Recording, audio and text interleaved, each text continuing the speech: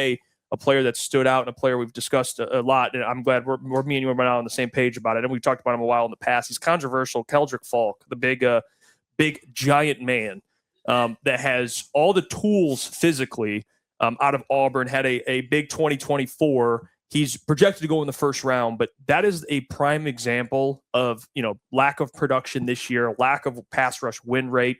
But then you get to speak to him, and we reported on it on all our social medias, which you should be following already. All the links are in the description. But hearing Keldric talk about, at Auburn, we defend the run. We have to earn the right to rush the passer. The leadership he displayed. He's a team captain. He was giving NIL money to his teammates. Just a great human being.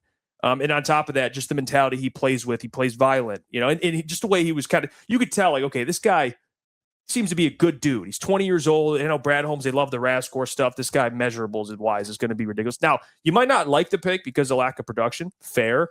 But there's no denying. Just take your opinion out of it. Look at it. Is this a Dan Campbell, Brad Holmes type of player?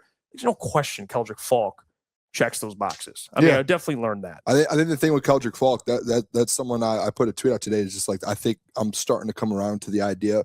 I think it starts with one, they actually go edge at 17 because you have Keldric Faulk, you potentially have a TJ Parker, and you have a couple Akeem Mesidor. Like, there are a couple options at 17 that I believe could step in right away and take over for the Marcus Davenport that you're looking to upgrade. If an AQM walks away, you could still get a free agent, but there's those options. Keldric Faulk, the thing with this is, like, people, and we had this conversation while we were at the combine. People bring up the whole Shamar Stewart thing. Oh, well, it's basically just a Shamar Stewart another year. Like, in my comment section, when I posted the tweet, everyone's like, oh, yeah, another 2-stat guy you want to draft, Booner. Like, that's not it. Like, we weren't that big in Shamar Stewart last year, and the reason was Shamar Stewart, throughout his whole career at Texas A&M, never had the numbers. Keldric Faulk in 2024 had the numbers. There was a little decline, and it's like, okay, if you want to have this conversation, go look at TJ Parker. Has all the intangibles, has all the measurements, has everything to be one of the best edges in this class, but he had a down year, so it put him back a little bit. And you can get a guy that's talented now because they had a down year at a different pick. Like, dude, if Keldric Faulk, or like even like TJ Parker, if TJ Parker had a big year at Clemson, there's a chance. It's the same thing with Peter Woods, the defensive tackle out of Clemson. If one of those guys has a big year at Clemson last year, they're probably getting talked about going top 10. And now you have the talent-wise, you have an opportunity to get them at 17, or if you want to trade back, any of that. So happens with a lot of players. I think it was a really, really – what's up, Klotz? It's easy to be skeptical of the player. I understand it when his comp is Marcus Davenport. I saw that in the chat. Well, but what did I say there? It's Marcus Davenport, but one, he's healthy, and two, he's going to actually produce for you. That's the difference. It's an upgraded Marcus Davenport.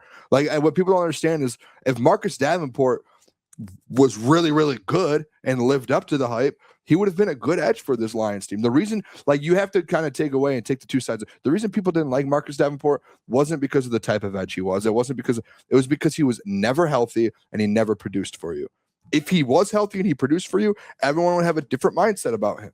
And it's like, with Keldric Faulk, he's 20 years old, by the way. Like, that's something too. The other thing, he's also 20. I read. I was looking more into the player. Not only did he produce in 2024, but he actually played in a majority of the games. He's a guy, and he's a.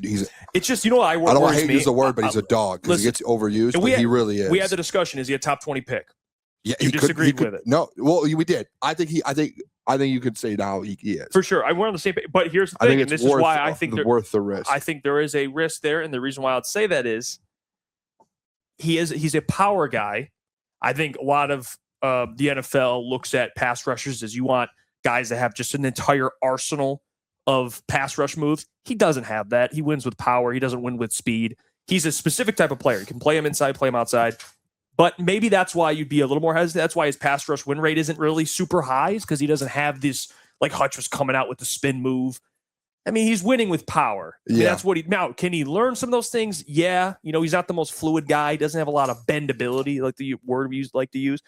But it is reported. I don't know. We tweeted it out. The guy. There was a draft. Someone who does draft said the Lions have interest in him. But I don't. Whether it's real or not, we can just say that. I'll tell you this, definitely will have interest. Outside of Keldric Faulk, I think Lions fans, and I'm going to go back and forth on this year. I think it's just two things. You have two options. It's either edge or tackle in the first round.